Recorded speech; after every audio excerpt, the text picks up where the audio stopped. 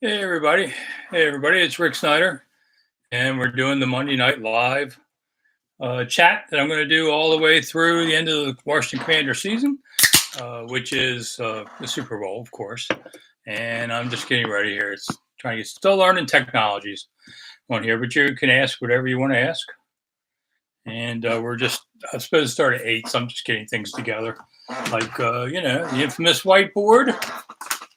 So just try and show you the behind the magic. Hey, there's a couple of you already here. Good. I'm just getting ready for the show.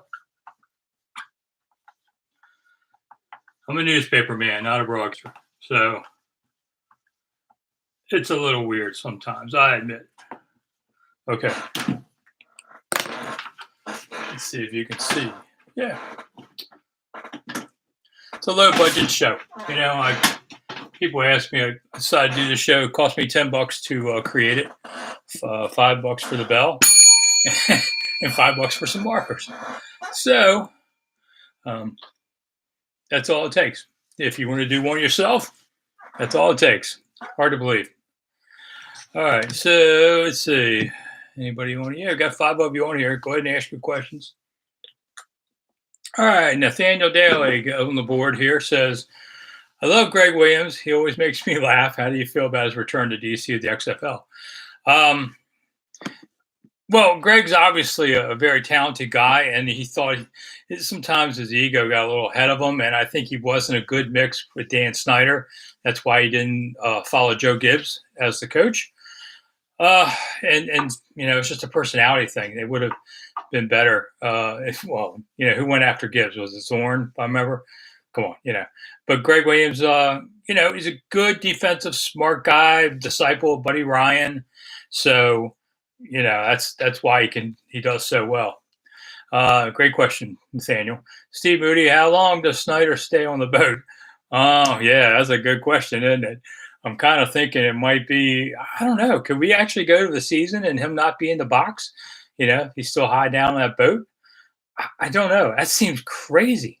I know it seems crazy if the NFL allows it. You got an owner who might, who's ducking a subpoena by the House committee. And, now maybe he won't. Maybe he'll testify. He's supposed to testify Thursday. We'll see. I wouldn't put money on that. But, hey, he's got a nice boat. He's on the Caribbean. Life's good, say the least, on everything. All right, I'm just getting my technology here to make sure I understand what's going on. All right. Okay, so let's go with that. While we're waiting on questions, I guess. I said I'd start at 8 o'clock. So you can see the whole studio here for a few more months. I'm actually going to move after 35 years to a new place. Walk through it today with electricians in Southern Maryland, where I live. So the things will change a lot then. I'm going to have a real kind of studio, one of the extra bedrooms that'll look like something real instead of whatever. Some of what I've got around is just what's left on the bookcase that hadn't been boxed up or stuff like that. Finding some of my old Redskins memorabilia, like this one. This was the cover for one of the books I wrote with John Keim and David Elfin and Mickey Spagnola. And this was actually painted by a Redskin. This was, why am I not remembering? Terry, yeah, of course. Terry, that cruise that you see on, what is it, America's Got Talent? A lot of movies, all that stuff. He played 1 year for the team. We needed a cover. He airbrushed all this. I mean, it's pretty amazing. And I keep waiting for him to win an Oscar or something so I can sell it for big money. So come on, Terry, you can do this. White Chicks was a great movie. Malibu's Most Wanted. I mean, Terry's in a lot of movies. Probably one of the most successful ex-Redskins that people don't remember. He was a Redskin on everything, but he was really good. It was a borderline special teamer, but an excellent artist who went to Disney when he felt his NFL career just wasn't going to go. He had a bunch of kids, had to feed them, and so he was at Disney, and such a nice guy that people met him. And his physical size, people said, "Hey, why don't you come be a security guard on the set?" And then, "Hey, I want you to do a bit part," and it just led to where he is today. So, very happy for Terry. Wonderful guy. So if you ever get to meet him, he will stop and say hi to you and all that kind of stuff. And he did our book cover for us. And like I said, I'm just holding it on, man. Maybe you guys can, somebody will want it for big money one day on there. All right. And we're going to talk about a few things today, including things like rookies. Training camp starts Wednesday. All the training camp sessions will be at 9 a.m., whether the public is coming or not. But the afternoon is like walkthroughs, and nobody's there, not even the media, which is the first time I can remember that happening. I can remember days like Marty Schottenheimer. It was 2 days, full practice, full hitting. They don't allow this anymore. And I'd be outside for like 8 hours watching this team, 4 hours at a time. And, nowadays they don't allow that. So they'll be off the field 11-ish most days. I mean, the NFL, as we know, because they got sanctioned for hitting in OTAs, the NFL keeps track of this stuff. So, they can only do so much. There'll be fans, I think, at 9 sessions. And I know a lot of people were disappointed they didn't get the tickets. I'm not sure what the crowd is supposed to be. I'll find out Wednesday. There really isn't parking around there anymore. Not like if you came 20 years ago when they did it. All those open fields that people parked are now internet server buildings. They look like pyramids or something. They're so big. Things are enormous. They say something like more than half the world's internet traffic goes through Ashburn. So those open fields are now full. So there's really not much room for parking. I think that's why things were limited a little more on there. So that's probably what happened. But they do have a stadium thing going on. So if you want to do that, you can go there. I think that's pretty much anybody can come to that. So it'll be good. All right. Let's try to see what else we got here. All right. Nobody else has any questions here already? That's it. We did 2 questions. I'm done. Supposedly we start in a minute. But I'm going to try to do these on Mondays mostly through the season, because Monday is when everybody wants to talk about what happened on there. And I saw today, the XFL is coming to DC again, like it was a couple of years ago. Really I went to one game, had a good time. Thought it was a pretty interesting crowd and people just wanting to come to football in the city and all that. It's well worth it. The quarterback play isn't the greatest. That's the big downside. There are not enough good quarterbacks for the NFL, much less a spring league. But I think it's one of the problems. But if you just go do some entertainment, it's cheaper. It's by Metro, all that. It's worth trying. And I said they should call. What they should do? They should call themselves the Washington Red Wolves. Boy, would that tweak the people across town. They did all the heavy lifting for that name, and this team could come in. But I think they're going to be defenders like they were last time. Butterscotch or Butterstotch. Are we going to sign a linebacker? Seems like we need one. Yeah, I think they need one, but I don't know that they're going to sign anybody of note. I mean, I sign a guy. And someone asked me today, said it seems kind of strange that a team coached and defensive coordinators were former NFL linebackers haven't concentrated more on that position. I'm not saying a good middle linebacker isn't worth his money, but in NFL schemes now, they play a lot of 2 linebackers schemes, and it's less important. So while I would like to see them upgrade, I think Cole Holcomb will give you 100%, but he's not London Fletcher. And Jamin Davis, which hope he's a lot better this year. Last year was a real learning curve for the guy. And so I think he needed, sometimes rookies need that. And we'll see how he plays this year. It's just like Chase Young. First year was terrific. Second year wasn't very good. And then he was hurt. So what's he going to be like the third year? And I know people are saying, when's Chase going to make it back? I don't know. He had a serious injury. Sometimes they can just take longer than you want. I'm sure they're going to probably put him on the PUP list for training camp. And probably when the season starts, I don't expect to see him playing.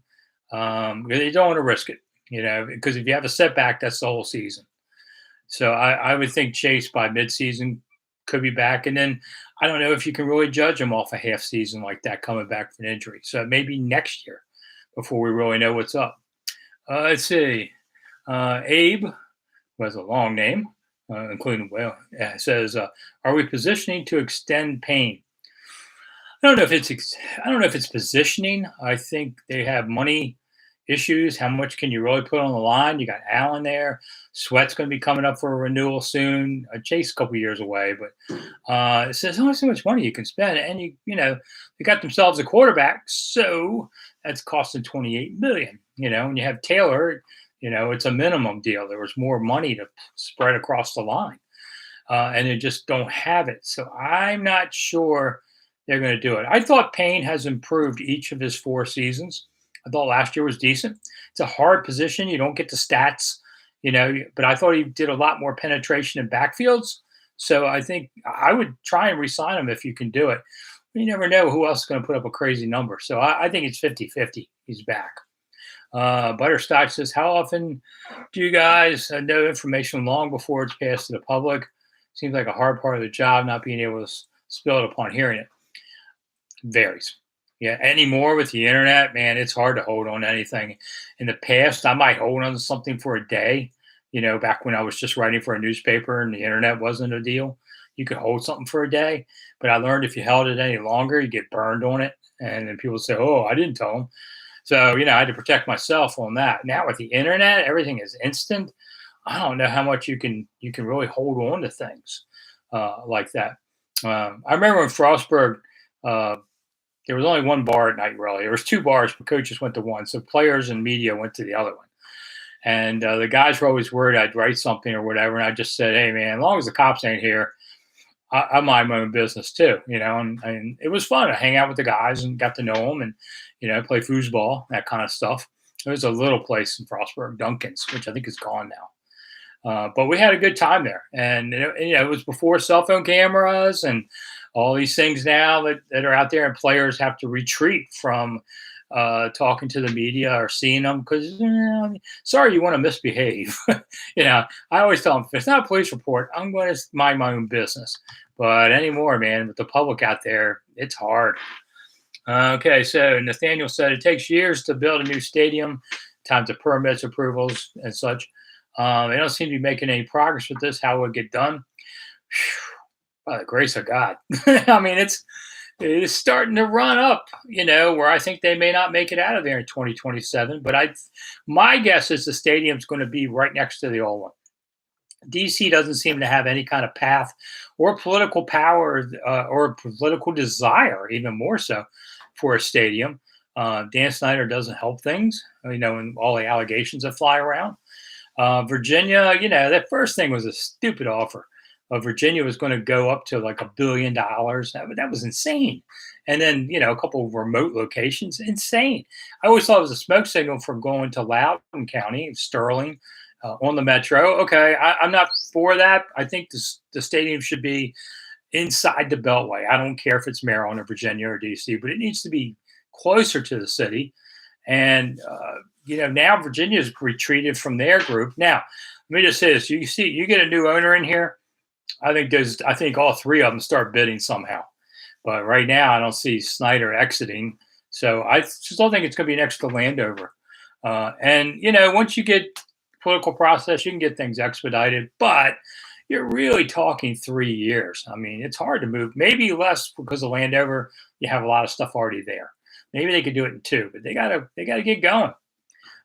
Michael asked the easiest way to get a new stadium financed is to win games. Yeah, absolutely. You go to a Super Bowl, if you got a new owner, things like that, everybody be throwing money at them. So, they're bearing the misfortunes of the past 30 years. Steve asked, does the team wearing matching colors on tops and bottoms all the time, can they mix them up? They can mix them up. They can do whatever they want.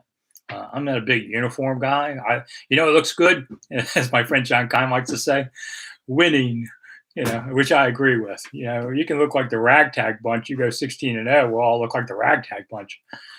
But with the new uniforms, and I like the burgundy one a lot. I do like, if I hear I say I don't care, but here, all right. I do like different colors. I don't like all one color. It just doesn't look right. So I like them to mix and match the colors. The black doesn't look bad, but it doesn't remind me of Washington. It makes me think of Pittsburgh or something. So I'm not big on that. I'd rather see them wear the burgundy one more. All right. So Butterscotch says, does Snyder have any chance of changing public perception? Doesn't seem to be doing much good with everything. Yeah, I don't see him changing public perception. I mean, it's now been 23 years. I've known him since day one. Haven't talked to him in years because he won't talk to us anymore. But 'cause we all figured it out. And so he's a recluse. And I really think he's more of an introvert, believe it or not. So I don't think he'll change perception. Now, if they win a Super Bowl, that'll soften things, but I don't think it will cure all on that. So Abe says public perception would change when he's out. Yeah, absolutely. I think depending. I don't know who the new owner could be. I mean, we always hear about Bezos, but first off, team's got to be for sale, and right now it's not. There's a handful of people. It's surprising how there are a handful of people who can pay for these things cash. Whew, they get some new owners that just pay this huge money. And that's the NFL wants. They don't want a bank finance team because something defaults. That's why Howard Milstein didn't get the team years ago. They didn't want the bank to be their new partner. So you have to have more than half the money in cash. Hank. All right, Hank, welcome to the show. If Gibson's fumbles continue this season, do you think his role will be reduced to a pass catching back like McKissick? Yes. I really like Brian Robinson a lot, the rookie Alabama. Stood next to him one day at OTAs, and I thought, he doesn't seem that big, but man, he plays big. I mean, they talk about freight trains. That's what he seems like. I mean, it's like, whew, look at him go by people like that. So he plays bigger than he seems in reality. Kind of weird. Usually it works the other way.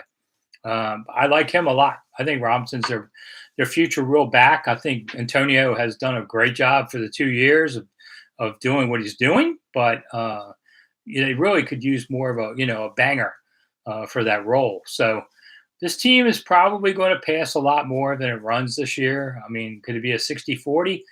Maybe. Depends on what the defense does. Last year the defense had them down in such holes they had to pass more early. But if the defense can play better, then you don't have to do that. It might be more of a 55-45. I know Norv Turner, I remember it was something like 57% is what he passed. And that was a little more unusual. But if you have a good quarterback, and this year if they could just stay healthy, they've got a lot of options. I think it could be a pretty good offense. Viscount says, what would they do with Gibson at the end of his contract? 2 years to go.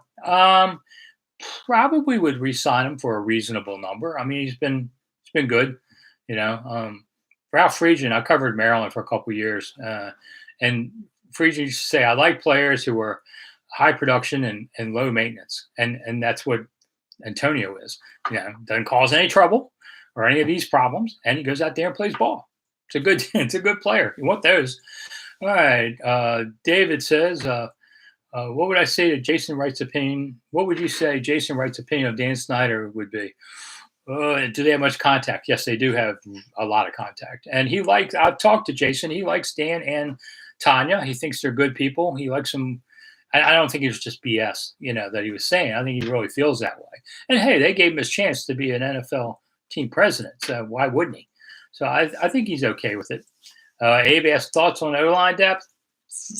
I think they're okay on the 5. I'm not sure how much depth they have. That's a good question. I'm going to look at that this week. Butterscotch, who has the driver's seat to Buffalo Nickel? I guess Percy Butler, as you mentioned, would be it. Let's see. The Woe Boat asked, what was my favorite Redskins team to cover? I think personally, I know you want to say the Super Bowls and all that stuff, but the 99 team that won 10 games with Brad Johnson and all was after, they finally broke through after some mediocre years. A lot of great guys on that team. I really enjoyed them. So that's probably my favorite one to cover outside of the ones that, win Super Bowls. Michael says Wentz has to do 5,000 yards and 50 TDs or he's a bust. Okay, well, you have pretty high standards, man. I'm not sure 50 TDs. 5,000 yards, maybe, but not 50 TDs. Who's going to start tight end first game? It's Alexander. Good question. Bates. I'll say Bates. Just for the first snap, I'll say him. Paul Green asked, with the backs they have, you think they should run more? It depends on the score more than anything. A couple more about the tight ends. I did best players from 2000 series recently, and the tight ends was the most watched video. I don't know what that was about. That and when I don't know if you guys saw my videos, but I had a whole case of Diet Coke on the back of my SUV, and I forgot it over in a hot day, and it all blew up, all of them. So, the cans completely blew off the tops. So take your sodas out of your car. David asked, who was my favorite player to interview? I did like Shar Pradanish, who was the NFL's first Iranian, as you would say, not Iranian, it's Iran. He was a very interesting guy. Played offensive line guard mostly. Trevor Maddich was really an interesting guy too. Snapper. Snappers are always really interesting guys. The Turks, I love the Turks. Dan and Matt. Such a shame Dan died like he did. Testicular cancer. Died in less than a year from it. So I like those guys a lot. There's 98% of the guys are good guys. They're just there's somebody in your office you hate too. So, but overall, they're okay. Was I at camp when Michael Westbrook punched Davis? Yes, I was about 20 yards away. It happened on the 40. I was on the other 40. And you saw it in slow motion and thought, what's really going on? This can't be real. They're just screwing around.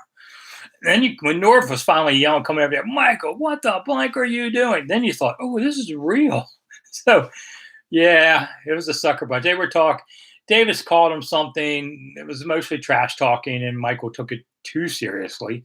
And then because it was on video, the team had to overreact, and fights happen way too much. I remember once seeing Heath Schuler with a shiner, and I said, "Hey man, what happened to you?" He goes, "Oh, it was the door." Well, that door was Marcus Patton's fist in practice because he threw another interception, and Marcus couldn't take it anymore, and went over and punched him.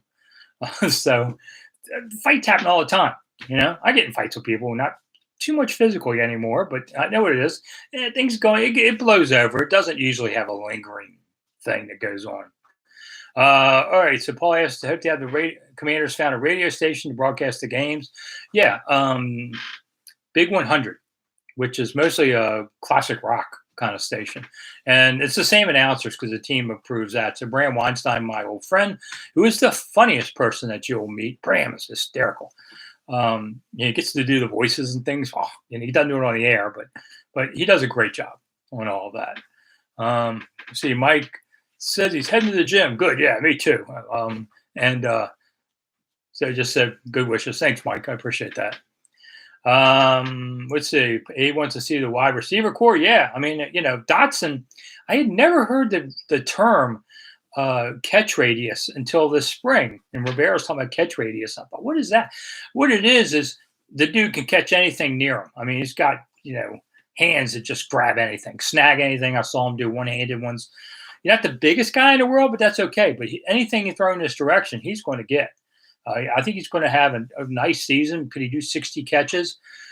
Does he get the opportunity for 60 catches? I don't know. But if you have so many guys. But he's definitely was a nice pickup on there. J Dubs, well, I remember James Washington, we used to call him J Dubs, says Rivera needs to win how many games this year not to be on the hot seat? I'd say 9. You don't want a losing year again. So at least 9. That may not get you to the playoffs, but, one of those things. Let's see. Alexander asks, what's my opinion of Kyle Shanahan, McVay, LaFleur, O'Connell when they were here? All good guys. I mean, I thought Kyle was still a little young, could be a little snippy, daddy's boy. But he's developed, he's matured since then. And so he's become his own man and been a very good coach. I love McVay was a guy that when you first met him, you said, ooh, this guy's going to be somebody. And kind of funny, O'Connell reminded me a lot of McVay. So they were impressive. And you thought, boy, they're young. But especially McVay. But so what? You said this guy is special. And I'm not surprised by McVay's success out in L.A. Let's see. Which Joe Gibbs Super Bowl team did I like to cover? Well, I covered a little bit of the 87, which was a strike season. And I covered some of 91. I didn't do 83. And when I showed up at the park in '83, but I didn't really cover it too much. I was a young man then, a young reporter who just helped out, not the old soul left here today.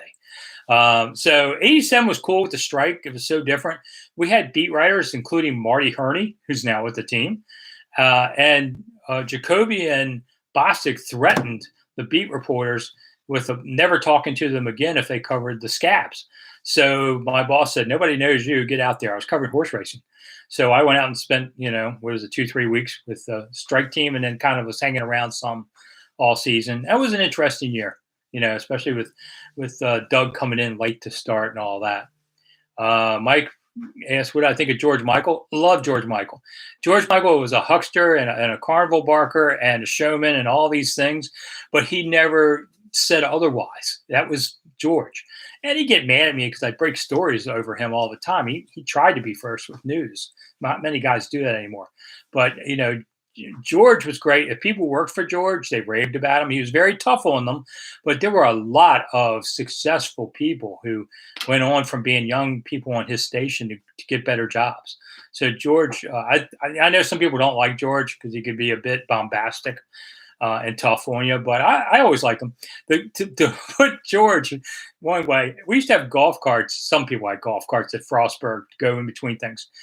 George would come by with the biggest golf cart of like 12 seats or something. That was George on everything, and would not give me a ride, jerk. But I liked George. We had a good time. We'd yell at each other. And I said, "Quit saying my name on the air because my friends watch your show and they think you're telling the truth." And, I'm telling the truth. So it was a good friendly rivalry, but I liked them a lot. Record predictions this year from our NRG. I'm down for 10 wins, and then you never know how the ball bounces, but I think they're good enough to win 10. And could 10 win the division? Maybe. You got to win your division games. You got to win early in the season. You got to win Jacksonville, Detroit, and then you're playing Philly and Dallas. You got to get at least 3 wins. Let's see. J-Dubs will Brian Robinson pushed Antonio Gibson out of the year. You were talking about that earlier. I think so. I expect Robinson to have a really good year, but I think Gibson has earned the right to start the season. And we'll just see where it goes from there on everything. But I am thinking it's going to be a good year. So Alexander says, "Am I a bad fan if I want the Nationals to trade Juan Soto?" Yes, you're a bad fan. I don't want to see him trade him. I've written about this. I write for 1067 The Fan, Odyssey.com. And I mean, I know it's enticing. If you really could get 5 outstanding prospects, it's hard not to take that because this team stinks. I mean, there's not a lot there. If those prospects, you get a couple pitchers and 3 position players, but who's giving that up? You give that up, what do you have? You're short timing. I don't think he's getting traded this year. He could be traded. I don't see the hurry. Washington owns him for 2 more years, and if he walks away, then so be it. But I would be pretty upset if they didn't let the next owner have a shot at re-signing him. Okay, so Robert asked, "What's the linebacking group looking like at this point?" Slim and None, and Slim left town already. That was my dad's name. Okay. I think it's okay. That's not who's going to win or lose games for them. The line and the corners are much more important, especially when the schemes that they play at times. So I think they're good enough, at this point. Abe says, "I've been critical of the past few years. Play calling, does it change drastically with Wentz?" I think it does. A lot more downfield because Taylor just couldn't make those plays. And I think a lot more, they got another receiver. So, yeah, I think it's going to be a lot more as long as they give them time about that. David asked, "How's Bruce Allen doing?" I don't know. I hope not well. I didn't like Bruce. Nobody likes Bruce, So Corbin says, "I'm from Chattanooga, Tennessee, of course. And I've been thinking of coming up there in November for a Commanders game. And I'm thinking of taking a tour." Yeah, all right. So I'm a tour guide too. Monumentalthoughts.com is my website, and you can email me off there, or you can message me off of Twitter or whatever here, and we'll talk. I have fans who come on. I have some from overseas that send to come every year. We've had a lot of overseas tours lately. Tourism in general, down, maybe a fourth of the normal, because hey, pandemic, you want to go somewhere fun. I don't blame you. You want to go look at these dusty old buildings, but if you want to come, hey, I'm always up for it. All right. So Paul Green said, "What was it like to interview Riggins or Theismann?" Okay, so Theismann wouldn't shut up, and Riggins didn't want to talk to you. So you're pretty much at the opposite ends of that. Those old Redskin teams, the early ones, the successful, were a bunch of mean. They were not kind to a young reporter very often. Now, Joe would talk to you all the time to the point of where you said, "Gotta go, Joe." One time, Joe asked the reporter, "You want to talk to me today?" And the guy said, "No, Joe, I'm good. I got everything." Joe grabs his recorder, talks into it for 10 minutes, and throws it back to him and said, "Now you talk to me today." That said, I think Joe is a wonderful man, a great guy, and I think he doesn't get the respect he really should because Sonny and Billy poisoned everybody against him in the early years. And Joe won 84 games, the most anybody has won with this team, quarterbacking wise. Won a Super Bowl, lost the Super Bowl. I think he should get more respect than he does. Let's see. What's my take on Jalen Hurts? A lot of the folks in the media seem to think a lot of them. I think they overestimate him. I mean, he's okay. He's okay, but so far I haven't seen enough. But it's still young on him. He's got potential. Uh, wouldn't mind if he was coaching this team. Kind of thing. Let's see what else. J Dubs, last question. Oh, J Dubs, you gonna leave me already, man? It's only 8:23. No, that's okay. Hey, I appreciate everybody coming by. If Wirtz isn't the answer, would you try and plug and play another quarterback for next year? I think Sam Howell will start a game this season, just probably because of injuries. I mean, think of how many guys have done that. So I think Howell's down for a start this year, and I think he can do okay. The kid's he's got the arm. He's pretty smart, and I would not be afraid to play him. But I think Taylor gets first chance. Let's see. Nathaniel asks, "Is Rivera on the hot seat?" I don't think so, but if they go 4-13, then I'll change my mind. Okay, so Victoria says, "How are my beautiful grandkids and my wife?" So obviously you must know me, and the grandkids are great. I have two grandsons and two granddaughters, all under 7 and under. So the 2-year-old grandson's got the best sports ability, but my granddaughters can hit the ball too. So who knows? Maybe I'll have a kid in each league or something. Yeah, Victoria, I'll have to get back to catch the name here. Paul says, "Is Taylor going to get some playing time in preseason?" Oh, absolutely. I think Rivera should start and play his starters a lot more than he did last year. And I think that I'm going to actually have a video up about that tomorrow. I want him to see play more. I think they've got to be ready opening day this year. You can't excuse early losses. It's going to haunt them. Oh, okay. So I know Vicky. All right, Vicky. I'm sorry. The last name caught me there. So yes, Vicky is on here, and we've known each other since high school. So aren't I in trouble now? Sorry. The last name caught me. I forget, married names for women I've known in high school.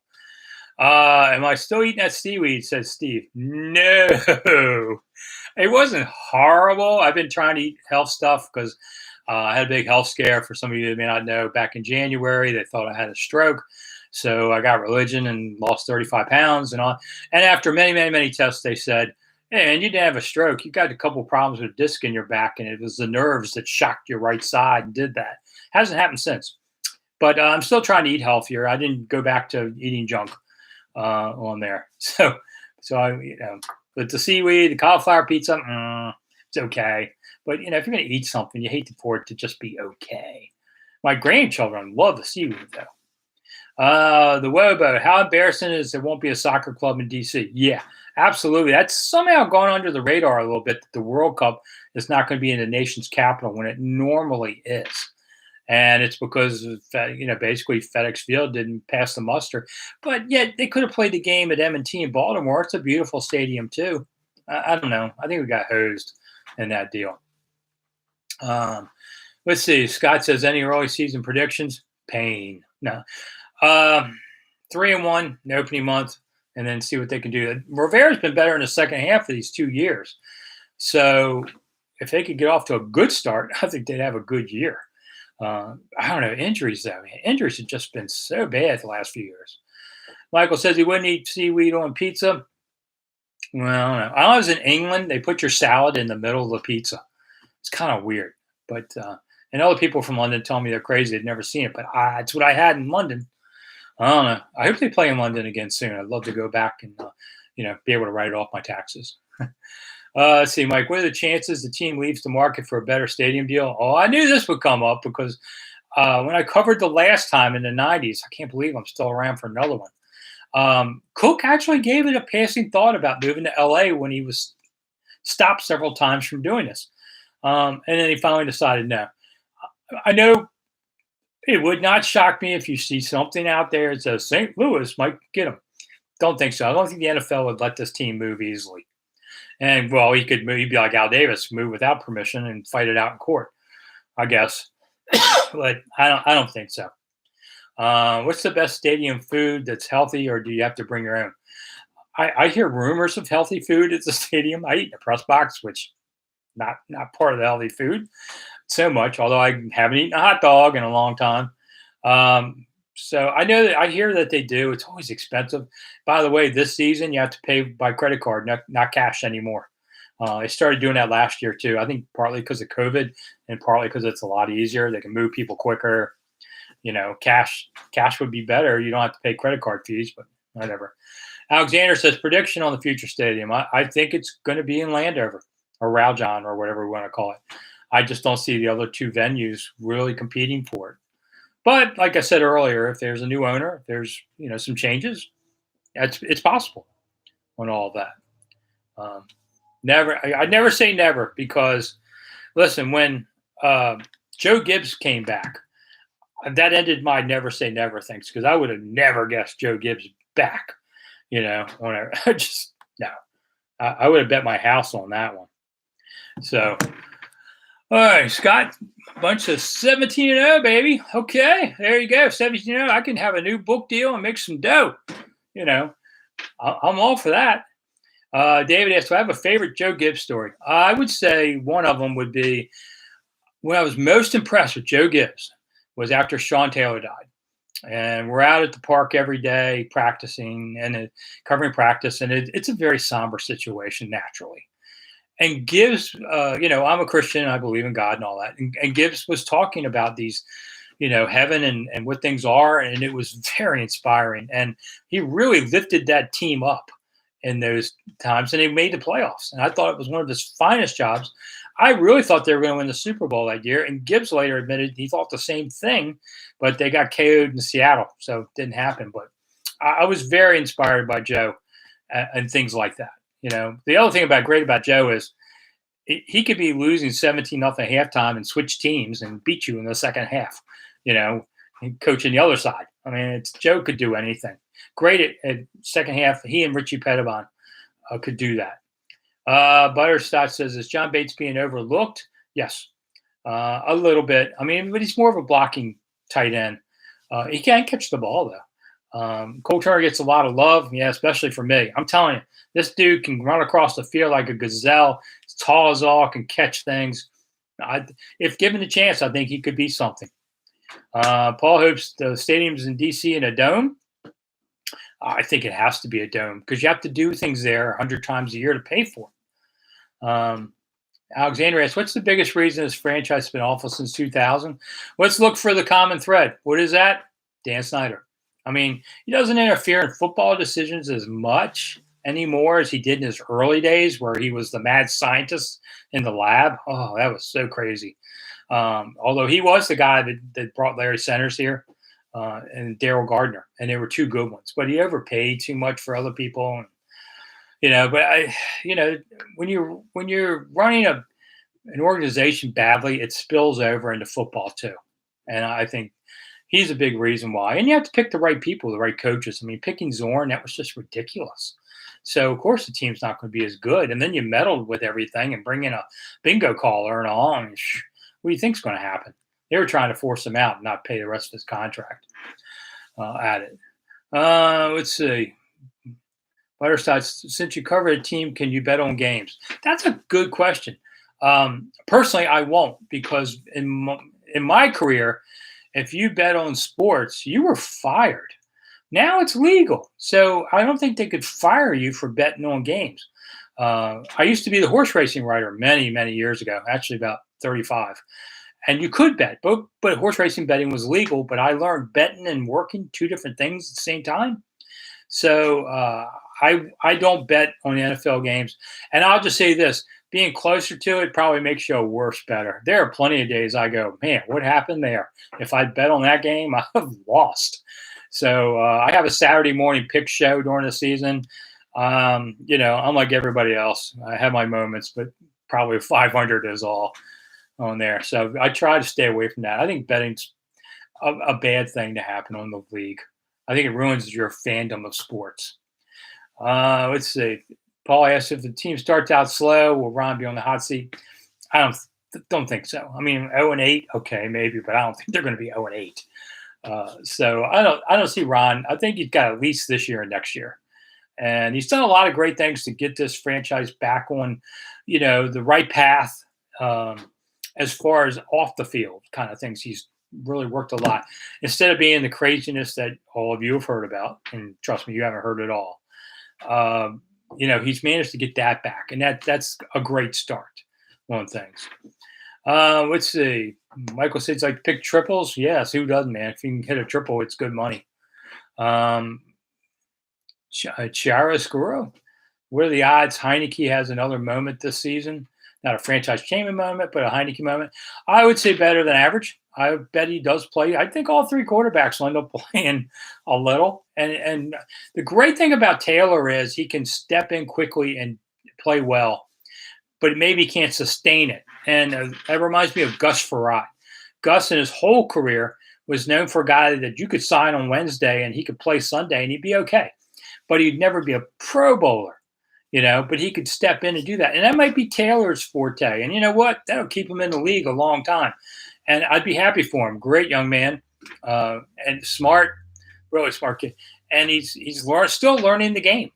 But in the right situation, which I say for most players, right situation, they can make it happen. But what happens to a lot of players that don't succeed in the NFL? They're not in the right system. And it's a square peg, round hole thing.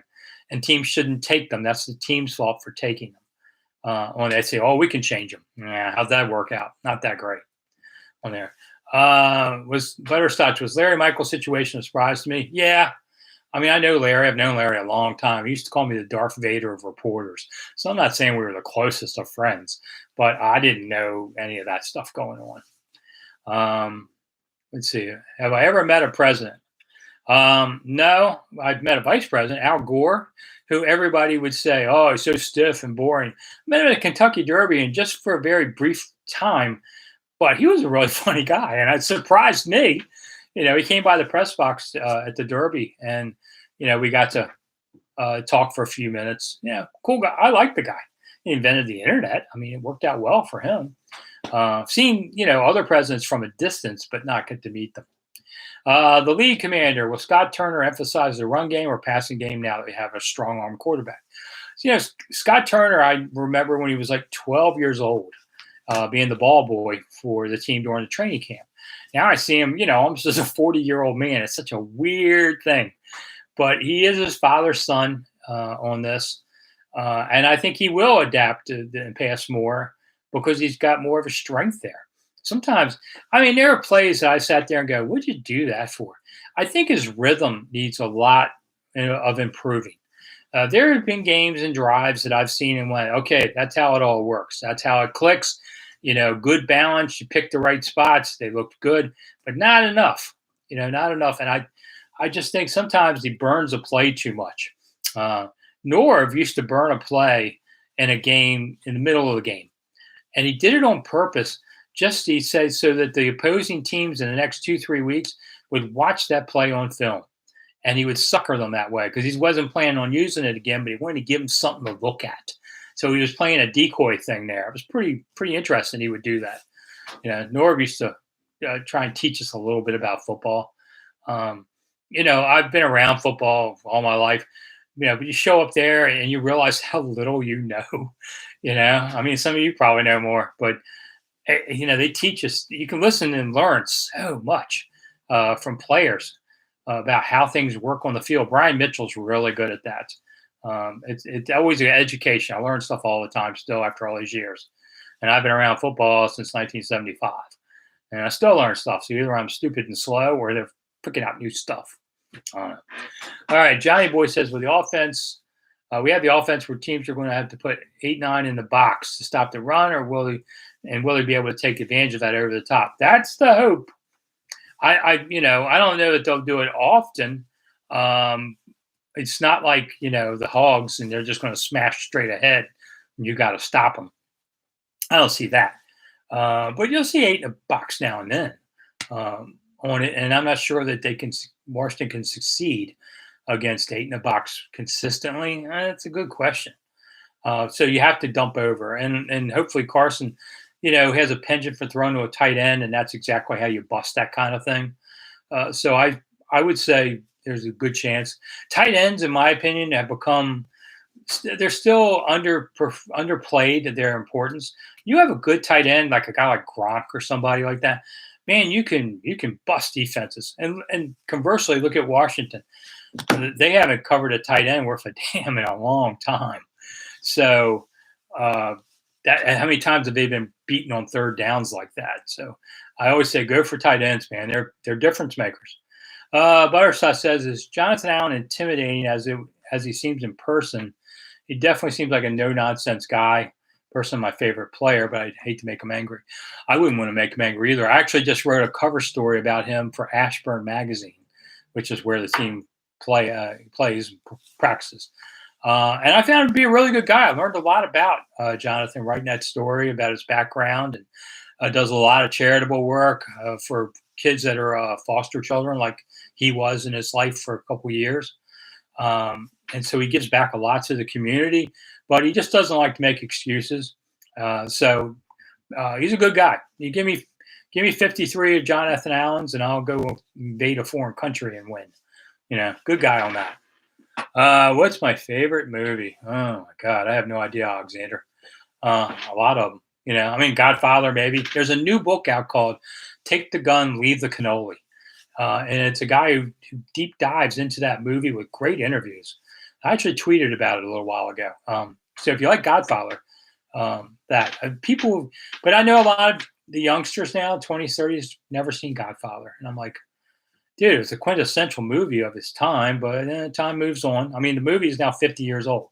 Star Wars, I love those ones all too. Star Trek, I like all these things. I don't like love movies or something. The wife makes me go now and then. Okay, have I ever upset a player enough that you were a little worried? Steve Moody. Yeah, there was a guy who was caught on a DUI, Chris something. He's passed away, actually. And I had to go ask him about it because he'd been arrested. And I thought the dude was going to hit me. It was close. So I just thought, well, I can hit you back too. Not that I want to fight with an NFL player, but I know where they're vulnerable. You just can't take a punch and look like a punk. So that guy, yeah. And Daryl Gardner scared his own teammates. Never scared me personally, but Daryl Gardner was this huge defensive tackle when he played a year back in the early 2000s. And the team was once playing dominoes during lunch in the locker room. And he yells at a rookie, "Get out of my chair." And that kid got up and ran. And Daryl just kind of laughed and said, I was just kidding with him. But then he sat down with her. So, I don't know. Goodfellas, as Alexander, of course, the guy died today, Paul. Yeah, Goodfellas I've watched 100 times. And so many of those guys are passing away since. Do I have hope the defense will improve? Well, if they don't, they're doomed. I think healthy, they definitely are better. I think Jackson will be better second year in the system. That's going to help them a lot. So would Davis will be better this year, second year in the system. So, I think they can be okay. Hank asked, is there a chance Del Rio or Scott could be potentially replaced if they can't get the team to the next level? Yeah. It's called not for long for a reason. If one side does not do well, Del Rio and Rivera are tight, but sometimes you have to let your friends go. So possible if they're awful, but otherwise I wouldn't be surprised if they all come back for a fourth year. Why did Snyder draft Haskins? Well, because he doesn't know a whole lot about things. He came off, as Gruden says, he came off the boat and picked the first round player and took Haskins, which, what a shame. Poor guy passed away. it's just classic Snyder move, of why he shouldn't be doing what he does. That wasn't the guy anybody wanted, and Snyder's done that before with people. He took Ramsey. Spurrier didn't want him. And, he always wants that quarterback because it sells tickets and gear. League commander, how come the media, let's see, can't see the fan base cares less of Snyder's situation, is ready for some football? Well, in the offseason, we wrote a lot more about this because when there's no football. But I think, starting Wednesday, well, Thursday's supposed to be the congressional interview, so we'll see what happens there. But beat writers would rather just write about football. I mean, I've done this all my life. It's a lot better to just write football stories. Unfortunately, this franchise doesn't let me do it as much as I would like. So it's not us looking at this. We don't get paid per clicks or something. We do what we do. I don't need to stir up trouble. It's out there for me to just go get. Is there any media member with a good relationship with Snyder? Asked Sputters. No. I remember some people were saying, I've never talked to the guy. And I thought, well, I used to. I had a cell number. Dan Snyder tried to recruit me right away when he got the team. There's stuff that goes on during the sale process I still don't want to talk about, who told me what. But, but we had a short honeymoon as far as knowing each other. But it didn't last very long because a columnist made him mad at my paper and calling him the boy owner, and I got taken out for it. Bill asked, what's my prediction on Wednesday for TD passes and interceptions? All right, I hadn't thought about this too much, but I'm going to say 31 touchdowns and 9 interceptions, which is a good year. What was he last year? 27-3, I think, with Indianapolis. So I think I'll throw a little more. So I'll go 31. I think that the 30 is a good over-under number. Can he do 5,000 yards? It's a lot of yards, but there's 17 games now. Maybe. That would be, to any more, 3,000 yards is just a year. Used to be a great year. Schrader used to do 3,000 yards, and everybody was like, woo! Now it's like, so what? It's like gaining 1,000 yards as a running back anymore. So, all right, what do I think about St. Juste's Buffalo nickel? Asked Lawrence. I like St. Just a lot if this concussion thing doesn't haunt him, because he had several injuries last season, but he's got a lot of talent, still young, learning the game. But I think he could do that. Doesn't have enough speed at times, but I like him a lot. Johnny Boy asked, thoughts on Brian Robinson taking over starting running back? I just think give him time. I don't think it happens in September, but by November, December, possibly he could have the job. I think they definitely want to play with the kid. And they were working a lot on pass catching skills in the offseason just to see what he could do.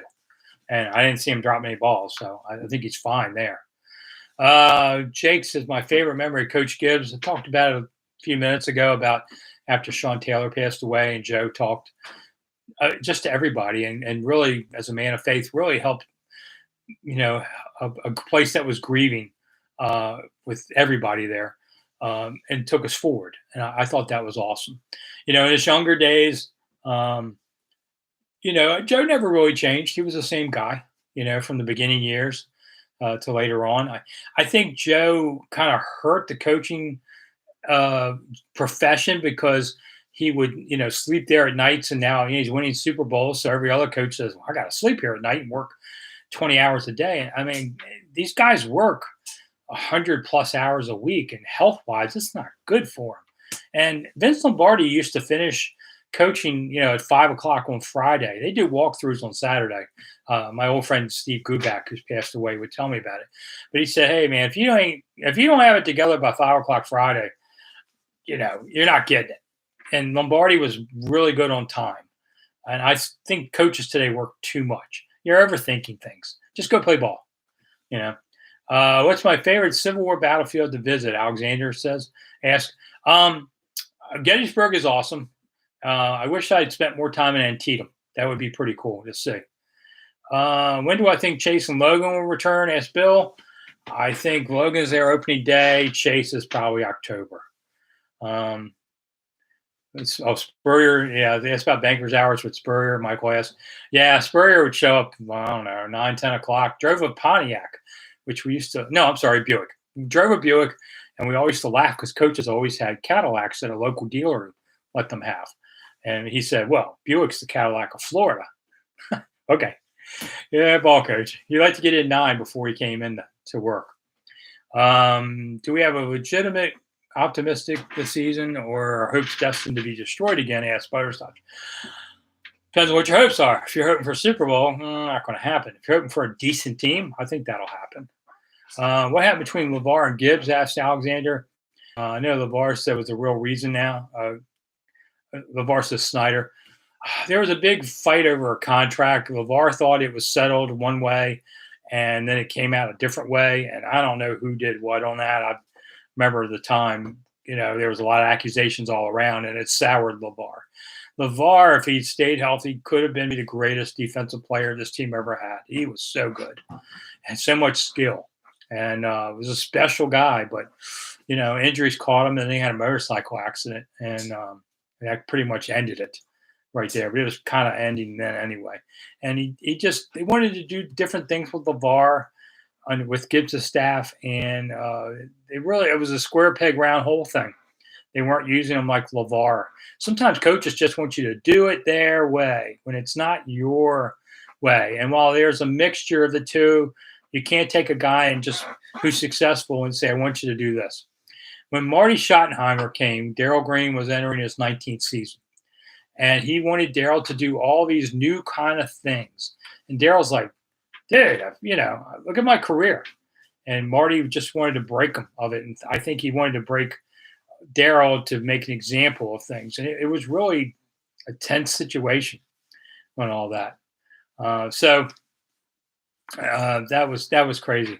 And it didn't work to anybody's benefit. Paul Green asked, "When are Matt and I going to be doing our podcast, which is Seasons of Discontent?" In a couple of weeks. Matt's going on vacation.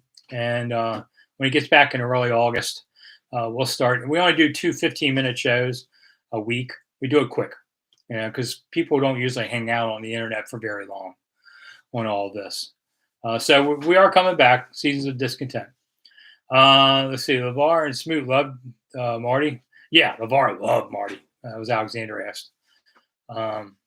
Somebody's got all this spam. It's about loving. Let's see. Can I block that? I guess I should remove hide user. Okay, hide user from this channel. I guess I've made it if some porn guy is trying to get on my site here. Isn't that weird?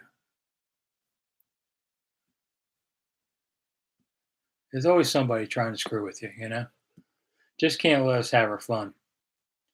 But if you want to be in best adult dating, whatever. All right. Maybe I got rid of them finally.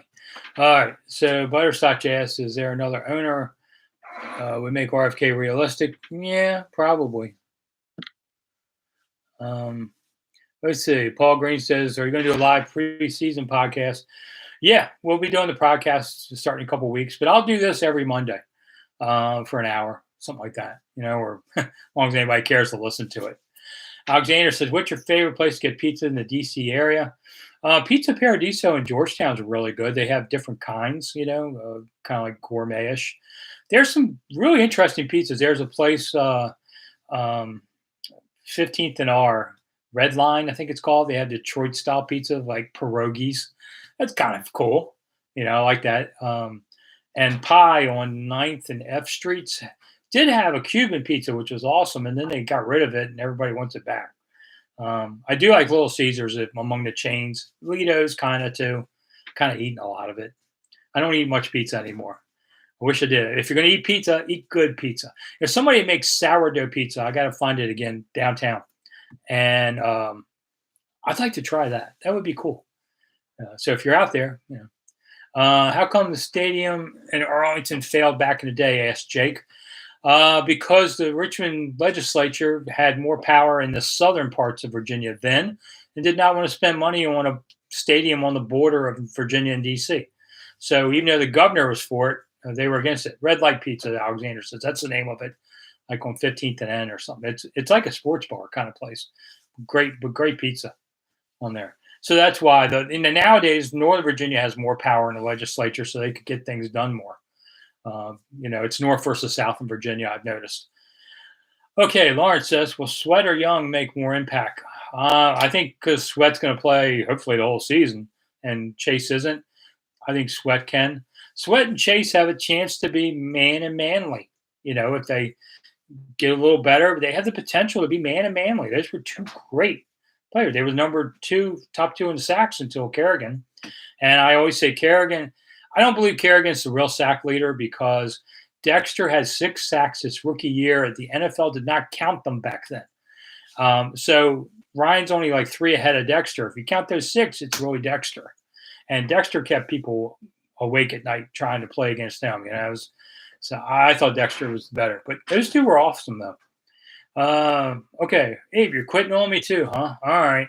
Well, we have 7 minutes to go, more or less. Hey, if you do enjoy it, there's a thanks button at the bottom, which I'm not against having tips. I'm trying to make a living. It's got to be honest, the pandemic took away several of my really good clients.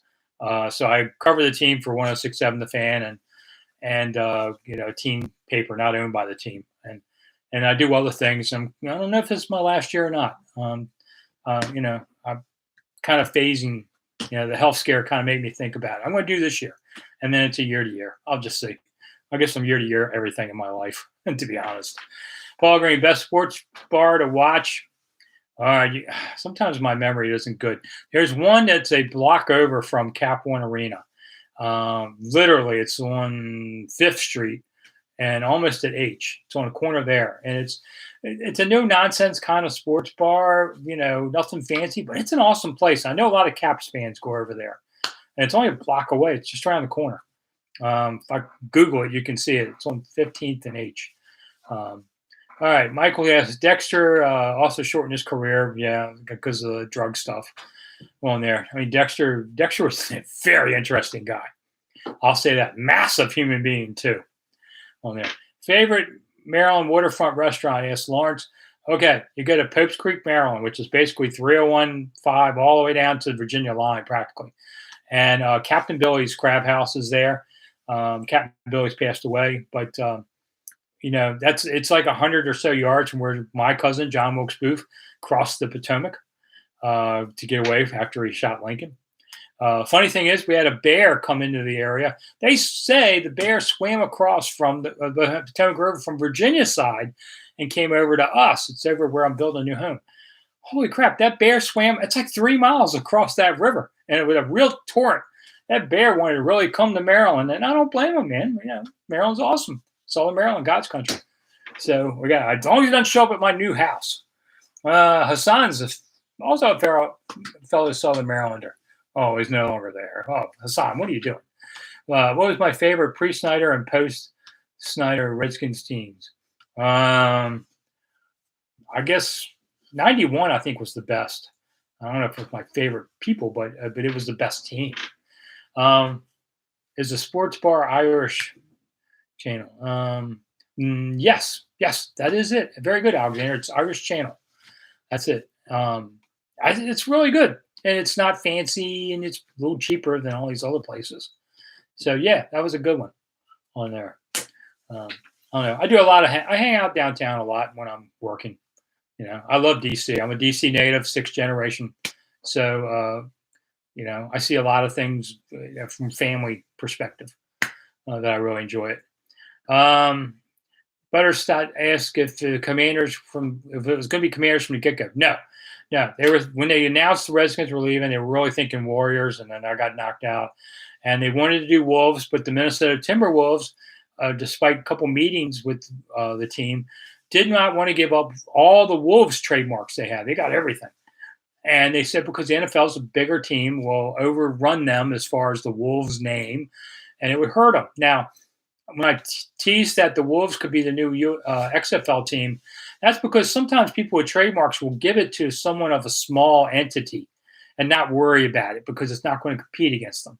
But an NFL team would. So Commanders was at least the third choice on there. Did I have any interesting conversation with Hainsworth? The funny part with Hainsworth, Steve, was he, after, all the troubles that would happen, he would be in the locker room and just go, I don't know what you guys are talking about. I haven't done anything. He played the innocent, and he do it a straight face all the time. What, laying on the ground for 30 seconds? I don't know. I was shackled. There were two people holding on my ankle. She didn't see that. I mean, he was incredible how he would always do that, and playing the innocent act like that. Um, Lawrence asks, will the new rookie wide receiver make an impact? Yeah, definitely. And he's been to Pope's Creek because his parents went there. Oh, they were dating. Okay.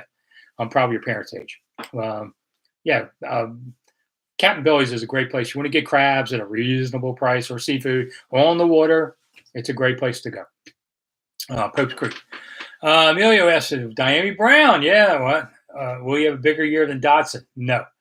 I'm not sold on Diami Brown yet. He's fast. There's no doubt. And I think he has talent. But Dotson's in the first round, and there's a reason they're going to love with him. So, I wouldn't call that. I wouldn't give it to there. All right. So Bill says, thanks for the chat. How often will I do this? Yeah, Mondays at 8 p.m. Eastern. So I know some people in Europe are actually talking about listening, but you can watch this on replay if anybody's out there. It'll be archived into the YouTube page soon, I think within minutes or whatever. And like I said, if you want to hit thanks, it's the tipping button. So throw $2 or $5. Rick's getting poor covering this team, but I just like doing this. I've wanted to be a reporter since I was 12 years old. Started when I was 18. It's what I've done my whole life. I do other things, but I like this business, and this business needs people, old veterans, to stay in it because not many have. Paul Green asked, did I interview Kennard Lang? Yes, Kay Lang was one of the funniest people you'd ever meet. Very good player. It was a good pick. Last I heard was coaching high school football in Florida. It's hard to believe he could be old, but Kay Lang would love to tease Big Daddy. Played next to each other. And he'd go, oh, Big Daddy. Big Daddy's on a salad diet now. Potato salad, macaroni salad. And Big Daddy would just sit there and kind of look up at him like, boy, don't make me get up. And they would just, Kay Lang made everybody laugh around him. But was a good player. That time somebody criticized him on another team, and he goes, looks like Tarzan, plays like Jane. That was a great line. I don't know if it was his, but it was a great, great one. Al Gander says his dad played high school ball under John Thompson at St. Anthony's. Wow, that really goes back. And I met Coach Thompson. Yeah, I covered some of the Georgetown teams in the mid-'80s. Was a great coach, no doubt. Georgetown misses him. They never replaced him. It's hard. I mean, he got to, three championship games, had some great players come through, great recruiter on all of that. So it wasn't the easiest guy to cover. But I did, I saw John. It was a great thing for local basketball, and was a good player himself. People forget that. Clint says, love the videos. Thanks. The videos are 2 minutes because I also often use them on Twitter, and Twitter has a 220. So people wonder why they're so short. That, and most of you can't listen to more than 1:30 anyway. I look at the analytics. I know who quit first. You like to hear the bell. More people want to, hear this little bell. I did not steal this from a hotel. I bought it for $5 off Amazon. So I'm amazed how many people love the bell. Wednesday, I'm going to report after practice, probably around noon, and I'll be sitting in my car, the mobile center. So I honk the horn instead. So instead of having the bell on there, that's why I do these stupid things, just to have some fun, man. I'm tired of being serious. I'm getting old. Let's just have fun. And Hassan wants here, Joe Gibbs story. Replay that one for me, Hassan, because I'm running out of time here. Which NFL team do I dislike the most? Well, all of them. Philly fans. There's always stuff happens with Philly fans, But New York fans are rough too, and of course Dallas fans. First time I ever covered a game in Dallas, I think it was '95, when I was a beat writer for the Washington Times. I went there, and at first we'd all seen the stadium on the old TV show Dallas. So I'm standing there going, wow, yeah, I'm finally seeing this live. And what an old dump. But the weird part was walking through the concourse, and everybody almost is wearing the blue jerseys. And having seen this rivalry only from Washington's side, it felt like I had been dropped behind enemy lines or something. And Washington won that game, and I did leave smiling on that. It's always, if nothing else, you just want to get their fans to be quiet instead of listening to this Dallas stuff. I don't know. All right, we're winding down. I'm already over on this, but I enjoy doing this with you guys. That's why we're going to do it. I didn't have to work at all. You guys asked me the questions the whole hour, so hopefully you see some insiders of what we're doing on this. I do have a new book coming out this fall. For those of you who are still around, yeah. So I did this one for 2014, and it's still on Amazon. But there's a new version coming out, and it's going to say Commanders fans, Commanders helmet, and you'll be able to get it from me if you want, or it'll be at some bookstores and all that. It's coming out. It's a real book that Real Triumph Publishing puts out. They just asked me to update it. So I updated 5 chapters in the book and updated all the stats and all that stuff. It's the old book, but it's some new stuff too. And I can make some money. And that's going to go for, comes out the first week of the season. Why? I don't know. I finished writing it in February. They printed it in April. But for some reason, it doesn't go on sale until the fall. Book publishing world on all there. Mike's trying to find a tip jar. It should be, maybe it has to go on replay. Should be right under where you see me, like right there or something, whatever, somewhere right there. Maybe it has to go into replay to have it. I'm not sure. I still learn this stuff. I don't know. When I'm a tour guide, I get tips. It was a weird experience to get tips when you've worked a professional life and somebody hands you something. And I quickly learned to like it. So I got to make a living somehow on all of that. So Hassan said he'll buy the book. I appreciate it. Yeah, it's not much. It's going to be like $17, and I'll sell some myself, or you'll be able to get on Amazon. All that. It's the $ under the chat. There you go. Okay. It's not like I tip anybody. I noticed musicians did it during the pandemic, and now that I have a big enough audience, they do it. Didn't have as many people tonight, but it's still early. It's July. People aren't really watching yet. I think after games this fall, we'll have a lot of people watching this. I can't do game days because I have a lot to do with all of that. But on Mondays, we're going to do this. And if we go a little longer, that's cool. I don't care. My kids are grown, dog's dead. I got nothing to do. It's something like this. So I don't mind doing it. Best adult dating site. I have no idea on that. That's my youth. That would be my youth talking about that. Clint asked, how much is the book? I think it's $16.95, if I remember. They made a couple bucks more in the old one. But the old one you can get on Amazon for 10 cents or something. I don't know. Not much. Yeah, sorry about the dog one. Thanks. Yeah, I had a dog named Rudy. It was awesome. Get yourself a golden retriever. If you've got kids, family dog, golden retrievers are awesome. They'll love you to death on there. All right, I'm giving up. So, hey, everybody, thank you so much for coming on there. Somebody asked me about Corey Kispert or Jamin Davis, who has bigger. Lawrence Kispert. And funny Chris Cooley stories, that's another night for that. Let's just say don't take pictures of your playbook face down without wearing pants. I think you all know what I'm talking about there on everything. When's the date's the book coming out? I think it's like September 13th, I think. First game is September 11th. So I think it's that Tuesday, because books always come out on Tuesdays because that's when they arrive at bookstores, believe it or not. That's the day bookstores can do it. There's a lot of insider knowledge on that one. But I'm not sure I'm just going to be there at bookstores. I'm only going to do signings online sales. I'm not going to appear at anything because bookstores make all the money. I don't. I'd like to make the money. So, all right. And if you're overseas watching and you want to get your book, you can order it off Amazon.com, like UK over there. You can get it because Amazon has printing plants in Europe and they print there and ship there. It's a lot easier. And I can't ship internationally. It costs too much. I'll be at training camp. I'm missing an R in Washington. No, I say Washington. I have a video out of it. I'm a native, multi-generational, and that's who says Washington with an R. We're descended from pirates. I don't know. Maybe that's the first settlers or Jean Lafitte. So it's okay. I'm okay. It tells us who's who in town, not the outsiders on this. Any recommendations for tours with an 8-year-old? I would go to the Smithsonian Natural History. Kids love that. It's all the animals. There's so much stuff in there. I do tours there at times. The kids love natural history. You can see everything. So that's the one. The Spy Museum is a hit and miss thing. Some people love it. I not one of them. But and Marvin asked, he's going to be at camp August 10th. I don't know if I am or not that day. I don't go every day anymore. But if I am, please yell at me. Hey, Rick, I'm glad to come over and say hi. Otherwise, I'm just watching practice, and I'm going to stand right in front of you so you can't see anything. Oh, sorry, I have to do that. You're not allowed to kneel on the side because there can be a player hit you like that, and no, you got to be able to move. So that's why we do that. It's not that we do it to annoy you. So, well, we got to do what we got to do too.